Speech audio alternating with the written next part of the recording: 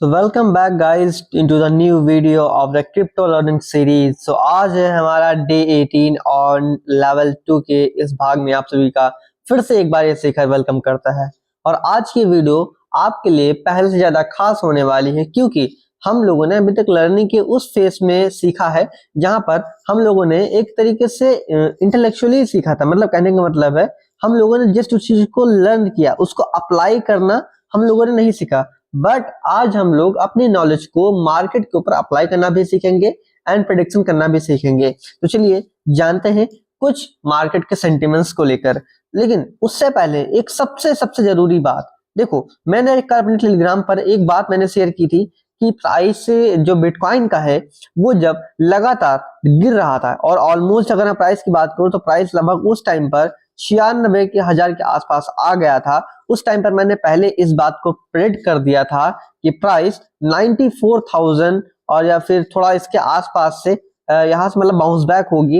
And perfectly आपको बताऊं, आज सुबह के बाद जो डंप लगा एंड डंप लगने के बाद यहाँ पर एक करेक्टली लगभग इसी जोन से जहां पर मैंने इस हरे ग्रीन कलर को मैंने ड्रॉ किया है, इस जगह से परफेक्टली इस जगह से बाउंस बैक हुआ और जबरदस्त पंप आया। तो ये मैंने ये कोई पैटर्न बनने से पहले, ये कोई चीज फॉर्म होने से पहले मैंने पहले ही बता दी थी कि ऐसा होगा। तो ये मैंने किस बेसिस पे बताया, पहले तो इस चीज के लॉजिक को समझो एंड पूरी नॉलेज को लेने की कोशिश करो। देखो मैंने मार्केट में क्या देखा कि मैं 1 आवर का मैंने टाइम फ्रेम को ओपन किया और मैंने देखा कि चलो पैसा सबसे पहले यहाँ पर फिबोनाची का इस्तेमाल कर लेते हैं। ठीक है, फिबोनाची का मैंने यहाँ पर इस्तेमाल करने के लिए मैंने फिबोनाची का यूज किया एंड यहाँ पर मैंने बॉटम से लेकर स्विंग टॉप तक इस चीज को मैं लेकर गया। ठीक है, अब हालांकि जैसे कि मैंने आपको हर बार मैंने चीज सिखाई भी है, बताई भी है कि यहाँ पर 0.786 के लेवल को प्राइस बहुत बार रिस्पेक्ट करती है, बहुत बार नहीं करती। जैसे कि प्रेजेंट टाइम पर रिस्पेक्ट नहीं कर रही है लेकिन एक बार कर चुकी है। तो मैंने एक बार रिस्पेक्ट करने से पहले जस्ट मैंने प्रेडिक्ट किया कि प्राइस में भी इस जगह से लौट सकती है। परफेक्टली प्राइस वहां से लौटी भी थी और आज पूरा दिन लगभग मार्केट एक पॉजिटिव मूड में भी रही। तो ये सब हम लोगों को क्या इंडिकेट करता है कि नॉलेज इज वेरी इंपॉर्टेंट। अगर आप लोगों ने इसी तरह की नॉलेज को हासिल कर लिया या फिर मेरी बताई हुई बात को बहुत ही आपने सीरियसली लिया होगा, तो आपने जाहिर सी बात है कहीं ना कहीं आपने स्कैल्पिंग की होगी या फिर थोड़ा बहुत लॉन्ग में एंटर किया होगा एंड छोटा मोटा आपने प्रॉफिट यहाँ पर अर्न तो किया ही होगा। अब देखिए इस केस में मेरे बताने का पूरा मुद्दा ये था कि विदाउट नॉलेज भी आप कुछ भी नहीं हो मार्केट में। अगर आपको नॉलेज है, आपके पास नॉलेज है, ट्रेडिंग है एंड उससे सबसे बड़ी चीज है सेल्फ कॉन्फिडेंस। देखो अगर आपको अपने नॉलेज पे ये सेल्फ कॉन्फिडेंस है कि प्राइस यस यहाँ से बाउंस बैक हो सकती है, तो आप यहाँ पर ट्रेड करते हो, ट्रेड करने के बाद आपको प्रॉफिट होता है, इसी तरह आपका कॉन्फिडेंस बिल्ड होता है। तो देखिए यही मेरा वीडियो बनाने का मकसद है कि अगर आप एक ट्रेड को लेते हो तो वहीं पर आपको अपने ऊपर और आपको अपनी नॉलेज के ऊपर एटलीस्ट 1 टाइम तो कॉन्फिडेंस रहेगा कि यस मैंने इस चीज को प्रेडिक्ट किया था एंड परफेक्टली प्राइस ने वो प्राइस एक्शन रिएक्ट किया। अब देखिए जब यहाँ से प्राइस से ऊपर जा रहा था, ठीक है, तो मैंने एक और बात बोली कि प्राइस गिर भी सकता है और मैंने किस बेस पे बोला पहले इस चीज को समझिए। इसके लिए मैं आपको 15 मिनट का चार्ट दिखाना चाहूंगा एंड 15 मिनट के चार्ट फ्रेम पे सबसे पहले मैं फिबोनाची को हटाता हूं। तो मैंने देखा मैं इसलिए हॉरिजॉन्टल लाइन को मैंने ड्रॉ करके रखा है और ये हॉरिजॉन्टल जो लाइन है लगभग 95,600 से लेकर 95,800 के आसपास तक की रेंज में है। तो देखो जब मैंने यहाँ पर 100 EMA का यूज किया, अब देखो बहुत लोग बोलेंगे कि यहाँ पर इंडिकेटर्स वर्क नहीं करते हैं, बट मेरा ऐसा मानना है कि इंडिकेटर को जस्ट इंडिकेटर की तरह यूज करो, एज ए टूल यूज करो, इसको पूरी तरीके से कंफर्मेशन के अंदर अपने आप में मत लाने दो। ठीक है, हाँ तो मैं यहाँ पर था कि मैंने इस चीज को इसलिए ड्रॉ किया क्योंकि यहाँ पर देखो 100 EMA का एक रेजिस्टेंस बैठा हुआ था, इसको प्राइस ने ब्रेकआउट तो किया बट इसका फेक आउट कर दिया। इससे ये साबित होता है कि बायर्स यहाँ पर नकली हैं, झूठे हैं। सेकेंड टाइम पर भी इस चीज का ब्रेकआउट हुआ एंड इसको फॉल आउट हो गया। अब यहाँ पर मुझे क्या देखने को मिल रहा है और अब आप सभी को कि मतलब यहाँ पर बायर्स नकली हैं और लेकिन सेलर्स असली हैं। अब उन असली सेलर्स का खेल अपनी आंखों से देख लो। लास्ट टाइम पर जिस डिमांड जोन से ये प्राइस ऊपर यहाँ से उठा था, इस टाइम पर उस चीज का ब्रेकडाउन हो रहा है। अब मैं मार्केट में आपको कुछ नई चीज समझाने वाला हूं जो पहले आपको किसी ने भी लाइव चार्ट पर नहीं समझाई होगी। अब देखिए पहली चीज तो ये कि यहाँ पर जो 0.786 का जो लेवल वाला जो कॉन्सेप्ट था वो यहाँ पर इनवैलिड हो चुका है। बिकॉज अगर वो वैलिड तब होता है जब यहाँ से बाउंस बैक लेने के बाद प्राइस लगातार अप ट्रेंड में चला जाता, लेकिन ऐसा नहीं हुआ। यहाँ पर आप लोगों ने देखा, जैसे कि मैंने आपको बताया, यहाँ इस इंडिकेटर के रेजिस्टेंस को एक बार नहीं 2-2 बार यहाँ पर फेक आउट किया। इसका मतलब यहाँ पर कुछ ना कुछ बायर्स के अंदर गड़बड़ है। बायर्स स्ट्रांग होते तो यहाँ पर ऊपर निकल जाते। अच्छा, यहाँ से वापस लौटने का एक और रीजन था। आप लोग अगर इंडिकेटर कोई तरीके से नजरअंदाज कर दो या फिर इसको यूज नहीं कर पा रहे हो, तब भी आपके पास एक रास्ता है देखने का। मेरा ऐसा मानना है, इस चीज को अगर आप ध्यान से देखोगे तो आपको समझ में आएगा। देखिए, प्राइस ने कहां पे डिमांड जोन ली, कहां पर बॉटम जोन लिया, इस ग्रीन लाइन के पास, ठीक है। तो जाहिर सी बात है कहीं ना कहीं तो उसको रेजिस्टेंस मिलना ही था, ठीक है। तो मेरा मानना था कि उसको रेजिस्टेंस किस फेस पे मिलेगा, उसको रेजिस्टेंस एक जहां से एक पुल बैक आया था डाउन ट्रेंड के बाद, वहां से उसको मिलेगा।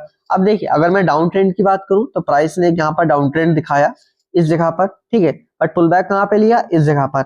अब ध्यान से देखोगे तो इसी पुल बैक के सामने से मतलब एक बार एंड ये सेकंड टाइम पर यहाँ पर प्राइस लौटा, यानी कि ये पुल बैक काफी ज्यादा स्ट्रॉन्ग है। अब इस पुल बैक के दो रीजन हो सकते हैं। देखो, सबसे पहली चीज है यहाँ पर 100 EMA का रेजिस्टेंस है। दूसरी बात, अगर इस पुल बैक में दम होता और इसके अंदर बायर्स होते तो ये पुल बैक नहीं, ये एक अप ट्रेंड का फॉर्म में चला जाता, लेकिन इसके अंदर सेलर्स ज्यादा थे इसलिए प्राइस नीचे आया। एंड इस सेलर्स के दम पर ही प्राइस जब दोबारा से बाउंस बैक हुआ तो यहाँ पर इसके अंदर दम नहीं बचा, थर्ड टाइम पर भी दम नहीं बचा। अब देखिए, इसका मतलब ये नहीं कि कभी ऊपर आ ही नहीं पाएगा, बायर्स भी अपना जोर लगाएंगे। आज इस वाले पुल बैक में ना सही तो नेक्स्ट वाले में ट्राई करेंगे।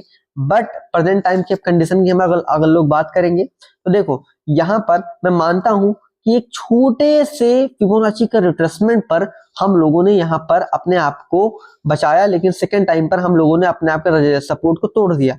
अब बताते हैं कि नेक्स्ट क्या होगा। इसके लिए आप जब कभी ऐसे सिचुएशन में फंसे तो आप एक बड़ा टाइम फ्रेम ओपन करिए, लाइक 4 आवर का, ठीक है। अब 4 आवर के टाइम फ्रेम पे आपको बहुत कुछ साफ साफ दिख जाएगा। वो क्या, अब यहाँ पर आपको मैं कुछ ध्यान से दिखाना चाहूंगा। 1 मिनट के लिए आपको 100 EMA को बंद कर लेना है।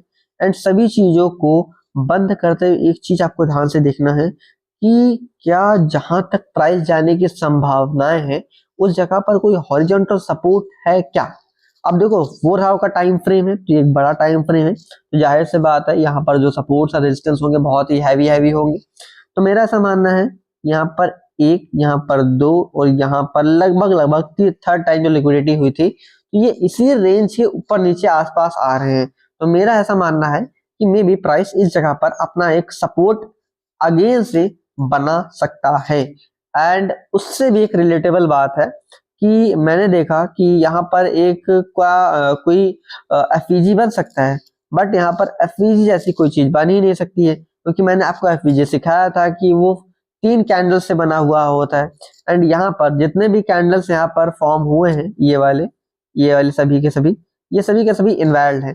तो इन इनवैलिड कैंडल्स को लेके मेरा बस इतना सा ओपिनियन है कि यहाँ पर एफवीजी बिल्कुल भी वर्किंग फेस में नहीं है। तो यहाँ पर अपने ऑर्डर ब्लॉक को चेक करें। मैंने आपको जो ऑर्डर ब्लॉक सिखाया था, ऑर्डर ब्लॉक कहाँ पे मिलेगा आपको, इसी सपोर्ट के आसपास मिलेगा, इस रेड जोन के आसपास मिलेगा। तो मेक श्योर, मुझे ऐसा लगता है कि प्राइस इस रेड जोन में आने के बाद यहाँ पर डिसाइड होगी कि प्राइस यहाँ से बाउंस बैक होगा कि नहीं। अब देखो, ये मैं आपको नहीं बता सकता कि यहाँ से बाउंस बैक होगा कि नहीं होगा, बिकॉज कोई भी प्राइस एक्शन में यहाँ पर आने के बाद ये तब डिसाइड होता है कि यहाँ पर प्राइस कंसोलिडेट होता है, ब्रेकडाउन होता है, या फिर यहाँ से उसके बाउंस बैक होता है। तो इन केसेस से पता लगता है कि प्राइस ऊपर जाएगा, नीचे जाएगा, या फिर साइडवेज होकर अगला कोई डिसीजन लेगा।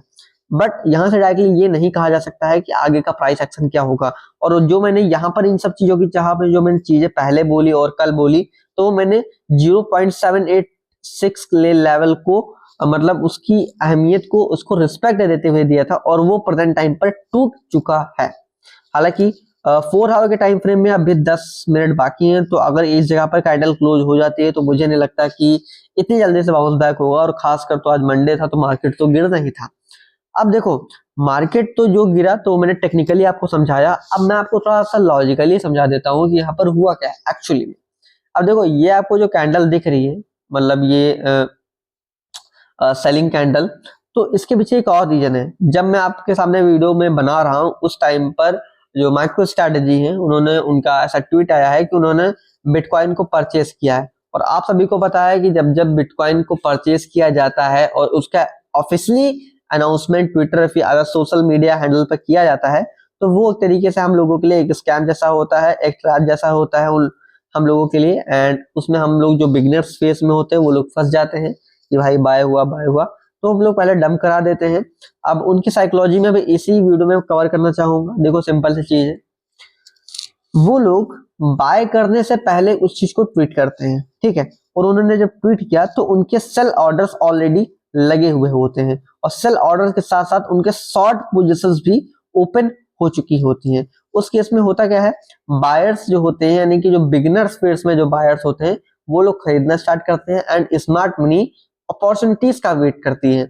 अब वो क्या करते हैं, वो अपने सेल ऑर्डर्स को एग्जीक्यूट कर देते हैं जिससे उनके एक तीर से दो निशाने लग जाते हैं। पहली बात, एक जो रिटेलर के जो स्टॉप लॉस होते हैं वो इजिली हंट हो जाते हैं। दूसरा, जो उनके शॉर्ट सेल के जो ऑर्डर्स लगे थे वो एग्जीक्यूट होकर उनको प्रॉफिट दे रहे होते हैं और जैसे ही वो अपने प्रॉफिट को निकाल लेते हैं उनका एक बड़ा पैसा बन चुका होता है एंड वो उसी पैसों को इजिली बिटकॉइन या फिर जिस कॉइन का जो अनाउंसमेंट हुआ है उसमें वो लोग इन्वेस्ट कर देते हैं। बहुत ही छोटी सी कहानी में आपको समझाने की मैंने कोशिश की, आई होप आपको इस बारे में समझ में आया होगा। सो प्रेजेंट टाइम पर उन्होंने परचेस किया, इस वजह से ऐसे सेलिंग कैंडल्स हम लोगों को देखने को मिल रही है। बट इस चीज की मैं प्रेडिक्शन कर सकता हूं कि आज रात मार्केट अप ट्रेंड में जा सकता है। यानी कि कहने का मतलब है कि पहले वो लोग ऐसा पंप डंप कराते हैं बाद में पंप कराते हैं। मैं भी थोड़ा सा लेट हो सकता है बट आई थिंक कल सुबह तक मार्केट हम लोगों को पंप देखने को मिल सकता है और हो सकता है वीडियो अपलोड होते होते काफी ज्यादा टाइम लग जाए। बट इतना मैं मेक श्योर मैं कह सकता हूँ कि प्रेडिक्शन कहीं ना कहीं मेरा सही जाएगा एंड इसकी अपडेट अगर कुछ ऐसा होगा तो मैं इसकी अपडेट मैं अपने टेलीग्राम पर दे दूंगा। सो आई होप आज का वीडियो आपको समझ में इस तरह से आया होगा कि थोड़ा बहुत आपके लिए नॉलेजेबल रहा होगा, ठीक है। एंड कुछ नई चीजों और एडवांस चीजों के लिए चैनल पर बने रहिए, फॉलो कीजिए, सब्सक्राइब कीजिए, लाइक कीजिए, वीडियो अच्छा लगे तो शेयर कीजिए अपने फ्रेंड के साथ में। बहुत ही इजी लैंग्वेज में आपको समझाने की मैं प्रयास करता हूँ। सो अगर आपको ट्रेडिंग से रिलेटेड अगर आपको कोई स्ट्रगल फेस हो रहा है तो आप मेरे टेलीग्राम को ज्वाइन कर सकते हो, वहां पर आपको फ्री में सिग्नल प्रोवाइड किए जाते हैं। तो आई होप आपको सब कुछ आज में समझ में आया होगा। तो आज की वीडियो में बस इतना ही, मिलता है नेक्स्ट वीडियो में। सो बाय बाय, थैंक यू।